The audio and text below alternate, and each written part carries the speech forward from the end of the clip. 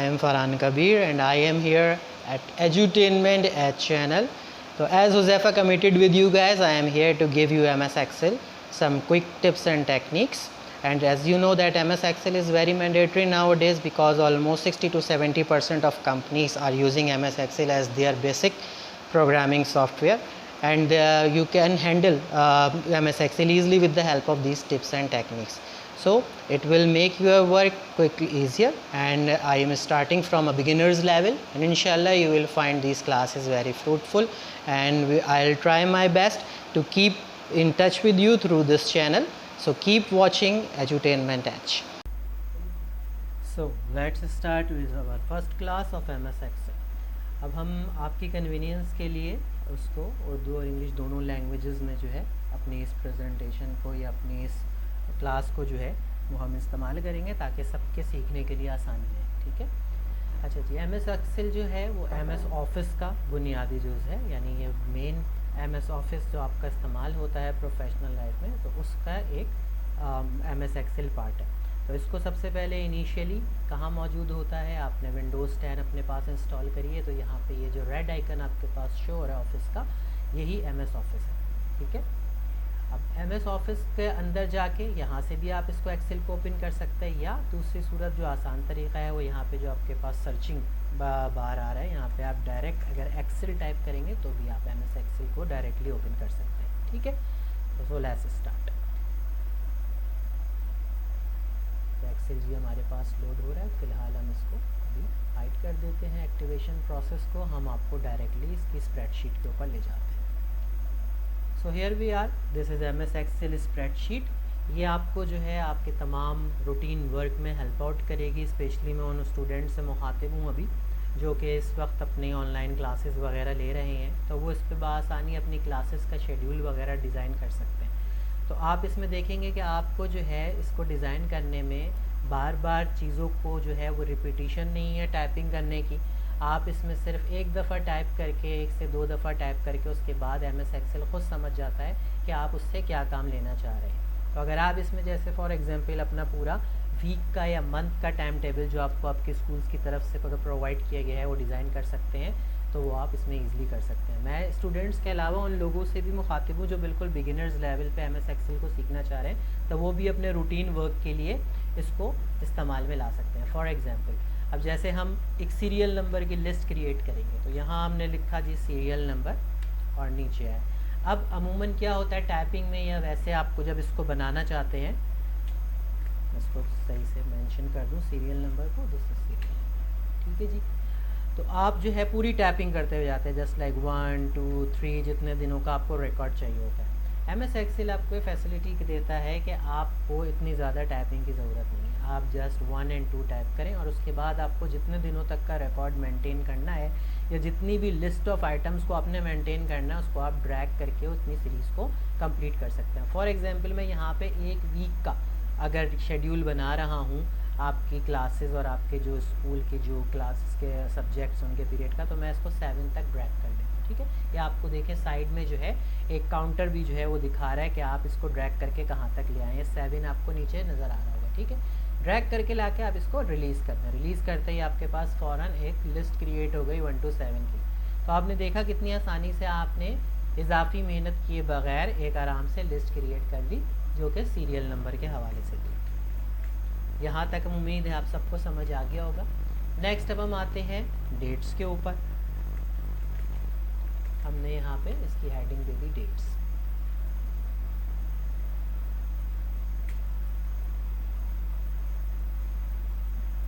अभी बिल्कुल आप परेशान ना हो कि मैं जो फॉर्मेटिंग कर रहा हूँ कैसे कर रहा हूँ, क्यों कर रहा हूँ, इंशाल्लाह अपकमिंग क्लासेस में आपको इन तमाम फॉर्मेटिंग्स के हवाले से बताऊँगा। जस्ट अभी आपने फोकस रखना है कि हम आपको जो चीज़ें सिखा रहे हैं इनिशियल लेवल पे उनको आप किस तरह मेंटेन कर सकते हैं। सीरियल नंबर के बाद अब आप इसको डेट्स कर सकते हैं। फॉर एग्जांपल आज मंडे जैसे स्टार्ट हो गया है, तो हम मंडे से अपना अगर शेड्यूल बनाना शुरू करेंगे, तो मैं यहाँ पे सिर्फ एक दिन का नाम टाइप करूँगा मंडे। मुझे मज़ीद इसको पूरे वीक तक जो है वो टाइप करने की ज़रूरत नहीं है। बिल्कुल उसी तरह जिस तरह हमने लिस्ट क्रिएट करी थी, हम मंडे के जो सिलेक्शन करेंगे, सिलेक्शन करने के बाद इसके बिल्कुल राइट बॉटम पे आ जाएंगे, राइट बॉटम कॉर्नर पे, तो ये एक प्लस साइन बन जाएगा आपका कर्सर।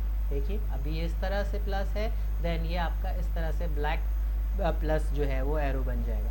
यहीं से इसी तरह आपने इसको ड्रैग करना है। आपने इसको कैप्चर किया अपने माउस की मदद से, अगर लैपटॉप यूज़र हैं तो अपने लैपटॉप की जो पैड होता है उसके और बटन के मदद से आपने इसको कैप्चर किया और कैप्चर करके ड्रैग करके अपनी मतलूबा लिस्ट तक लिया। आप देखें आपको दोबारा दिनों को टाइप करने की ज़रूरत नहीं हुई है, उसने ख़ुद से ही अंडरस्टैंड कर लिया कि आप इसको वीकली बेसिस के ऊपर बनाना चाह रहे हैं। तो मंडे के बाद ट्यूसडे, वेडनेसडे, सैटरडे जस्ट आपकी ड्रैगिंग से वो ऑटोमेटिकली यहाँ पर आ गए। सॉरी ये डेज आ गए आपके पास, डेट नहीं, इसको हम डेज कर देते हैं। डेट्स में आपको नेक्स्ट इसमें स्टेप में बता देता हूँ। तो आपके पास ये डेज़ आ गए जी मंडे से लेकर संडे तक के यहाँ पे, ठीक हो गया। अब हम आ जाते हैं जी डेट के ऊपर। सो टुडे इज़ 29 जून, तो हम इसको जो है 29 जून से स्टार्ट करते हैं, ठीक है। मंडे से 29 जून से स्टार्ट करते हैं। तो हमने यहाँ पर एज इट इज़ जैसे मैंने आपको कहा था सिर्फ और सिर्फ एक डेट मेंशन करनी है, ठीक है। हमने अच्छा इसमें ख्याल रहे कि पहले आता है मंथ, देन आता है डे एंड देन उसके बाद ईयर, ठीक है। अब मज़ीद अगर आपको फ़ील हो कि डेट प्रॉपर फॉर्मेट में नहीं आई है तो आप इसको सेलेक्ट करके राइट बटन माउस का प्रेस करें तो आपके पास एक लिस्ट खुलती है आइटम्स की, उसमें आपके पास फॉर्मेट सेल्स का एक ऑप्शन होता है, वहाँ पे सेलेक्ट कर लें उसको ओपन करने के बाद आपके पास लेफ़्ट हैंड के ऊपर एक लिस्ट ऑफ आइटम्स खुलती है, इसमें डेट का ऑप्शन मौजूद होता है। आप यहाँ से डेट को सेलेक्ट कर लें और डेट का जो फॉर्मेट आपको सूटेबल है और आपको फिजिबल है और आप अपनी आसानी के लिए समझ सकते हैं उसको ले सकते हैं। आप इसको इस तरह से भी ले सकते हैं डेट के फॉर्मेट को, आप सिर्फ और सिर्फ इसको न्यूमेरिक इसमें भी ले सकते हैं। और अगर आप ये चाहते हैं कि फॉर्मेट में मंथ जो है वो बाद में ही है और जिस तरह आप हमेशा से लिखते हुए आए हैं उसी तरह से आए कि पहले डे हो फिर मंथ और ईयर, तो आप इस फॉर्मेट को भी सिलेक्ट कर सकते हैं जो मैंने अभी कर लिया, ठीक हो गया। तो इसका इम्प्लीमेंटेशन हम कर लेते हैं, चेक हुआ है या नहीं हो रहा है। इसमें आई थिंक कोई प्रॉब्लम आ रही है, इम्प्लीमेंटेशन नहीं हो पा रहा है डेट का। चलिए हम इसको ड्रैग करके चेक करते हैं कि आया डेट जो है वो इस फॉर्मेट में जो मैंने पहले मेंशन किया था वो आइदर वर्क कर रही है या नहीं कर रही है। थोड़ा सा इसमें इशू आ रहा है, इसको हम चेक कर लें।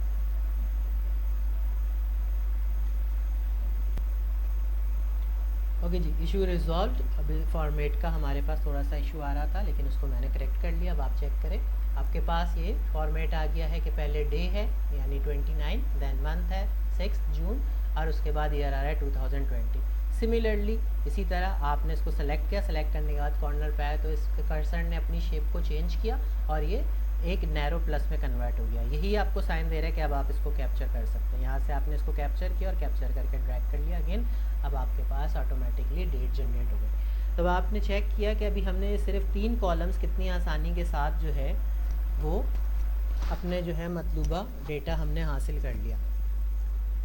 हमने जो है इसको सिर्फ ड्रैगिंग के प्रोसीजर के थ्रू जो है तमाम अपनी ये चीज़ें टैप कर ली। अगर अभी इसी तरह आपको एक लंबी लिस्ट बनानी होती तो आपको उसमें बार बार टाइपिंग की ज़रूरत थी, यार आप रिटन फॉर्म में उसको बना रहे होते तो आपको कितनी ज़्यादा मेहनत की ज़रूरत होती है। एक्सेल ने आपके काम को कितना आसान कर दिया। इसी तरह अब हम आगे आते हैं और यहाँ से जो है हम चूँकि अब अपने डेट, डेज़ और सीरियल नंबर जनरेट कर चुके हैं तो अब हम आपके सब्जेक्ट के जो पीरियड्स हैं वो जनरेट करेंगे। इसमें भी सिमिलरली वही मेथड वर्क करेगा। आपने सिर्फ यहाँ पे लिखा आपका पीरियड 1, ठीक है, जो आपका यूनिट 1 होगा, जो क्लास आपके सब्जेक्ट की होगी आपने किया। और उसके बाद अगर जैसे पर डे आप 8 सब्जेक्ट्स तक जाते हैं तो आपने इसको इसी तरह अब बॉटम से देखें दोबारा चेंज हुआ और अब इसको हॉरिजेंटली आप ड्रैग करते हुए जा रहे हैं और नीचे वो आपको बताता जा रहा है कि यहाँ तक कितने पीरियड हो गए, 5, then 6, then 7 और 8 पीरियड्स आपके यहाँ तक जनरेट हो गए, ठीक हो गया। अब यहाँ से आप इसमें अपने सब्जेक्ट्स मेंशन करें जी। फर्स्ट पीरियड आपका जैसे फॉर एग्जांपल मैथ का हो गया, देन आपने इसको कर लिया साइंस, साइंस के बाद आपने इसको कर लिया इंग्लिश, इंग्लिश के बाद आपका हो गया एसएसटी, देन एसएसटी के बाद सिंधी,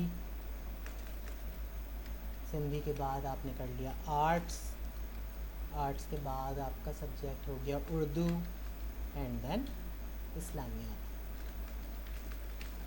आपका पहला जो दिन है उसका टेबल जो है वो हो चुका है चेंज।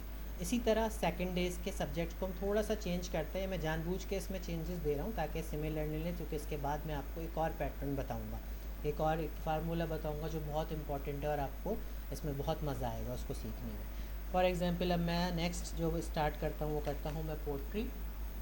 पोट्री के बाद जनाब इसको मैं सेकंड ऑप्शन अब यूज़ करता हूँ लिटरेचर।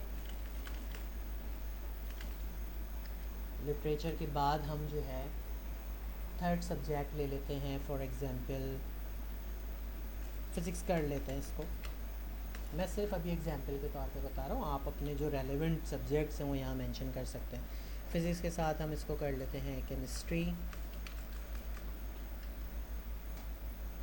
केमिस्ट्री के बाद हम इसको कर लेते हैं biology and then computer. Computer के बाद हम इसको कर लेते हैं फॉर एग्जांपल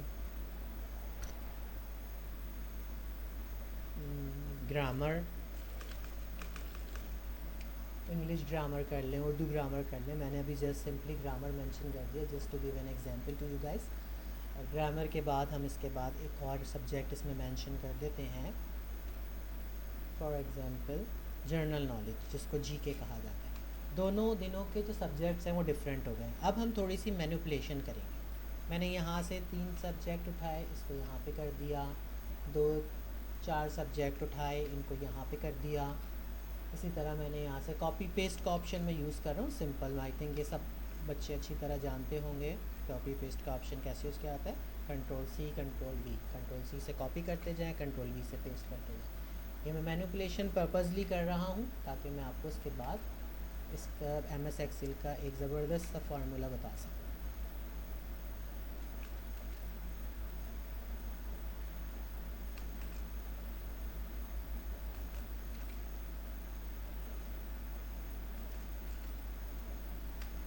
हम इस लिस्ट को कंप्लीट कर लेते हैं, इसके बाद हम बताते हैं।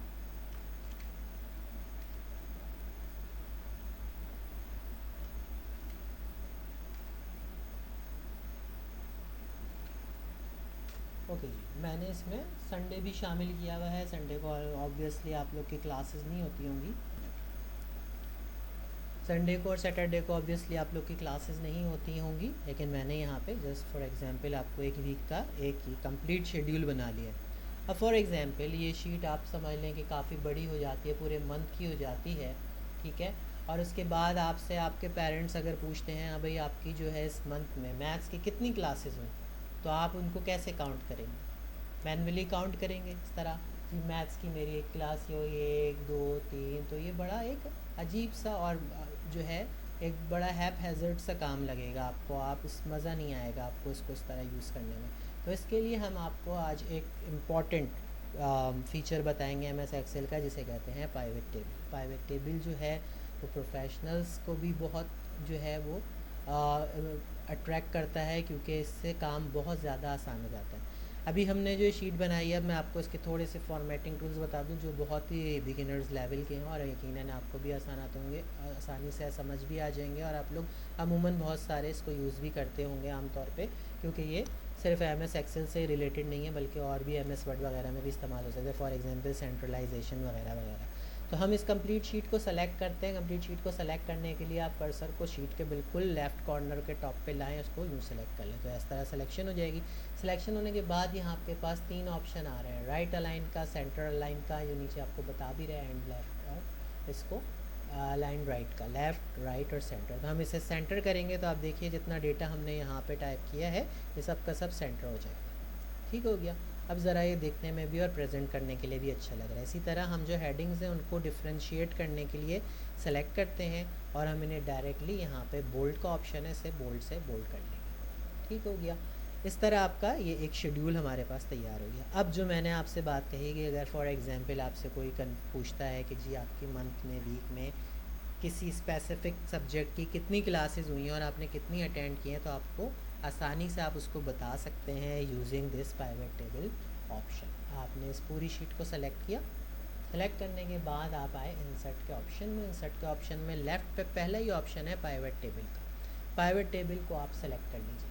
पाइवट टेबल अब आपसे पूछ रहा है कि जी आप इसने जो सिलेक्शन की है इसका जो आपको समराइज़ फॉर्म चाहिए वो नई शीट पे चाहिए या इसी शीट के ऊपर चाहिए। तो मैं आपको अभी इसी शीट पे दिखा देता हूँ ताकि आपको इसका जो डेटा है और डेटा के बाद उसको जो पिवट टेबल ने कन्वर्ट किया है वो समझने में आसानी हो जाए। मैं इसको एग्जिस्टिंग शीट लेता हूँ और सिलेक्शन का बटन सेलेक्ट कर लेता हूँ।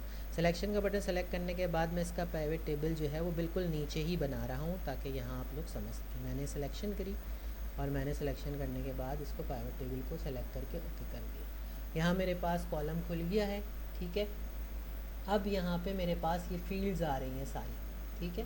ये फील्ड्स आने के बाद मुझे बताया जा रहा है यहाँ पे कि कितने जो है यहाँ पे फील्ड्स मौजूद हैं। पीरियड 1 कितना है, पीरियड 2 कितने हैं, पीरियड 3 कितने हैं। तो इन सब के हवाले से मेरे पास यहाँ पे फील्ड शो हो रही हैं, ठीक है।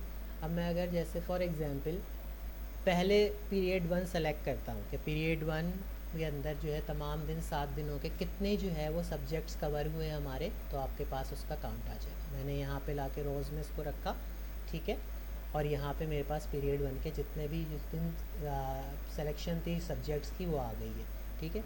ये अभी आपको एग्जैक्ट काउंट नहीं दिखा रहा। क्यों नहीं दिखा रहा? क्योंकि ऐसे सब्जेक्ट हैं जो रिपीट हो चुके हैं। रिपीट हो चुके हैं मीन्स यानी उस दिन हर दिन अलग अलग सब्जेक्ट की क्लास नहीं 7 दिन, बल्कि कुछ ऐसे सब्जेक्ट है जो रिपीट भी है, तो वो यहाँ पे उसको सिंगल दे रहा है। तो वो कितनी बार रिपीट हुआ है ये आप आराम से मालूम कर सकते हैं। किस तरह मालूम कर सकते हैं कि आप इन्हीं पीरियड्स का यहाँ पर एक काउंट लेंगे। काउंट लेने के बाद आप इसको फील्ड सेटिंग में जाएंगे, व्यू फील्ड सेटिंग, और यहाँ पे जाके आप जो है इसको सम कर लीजिए।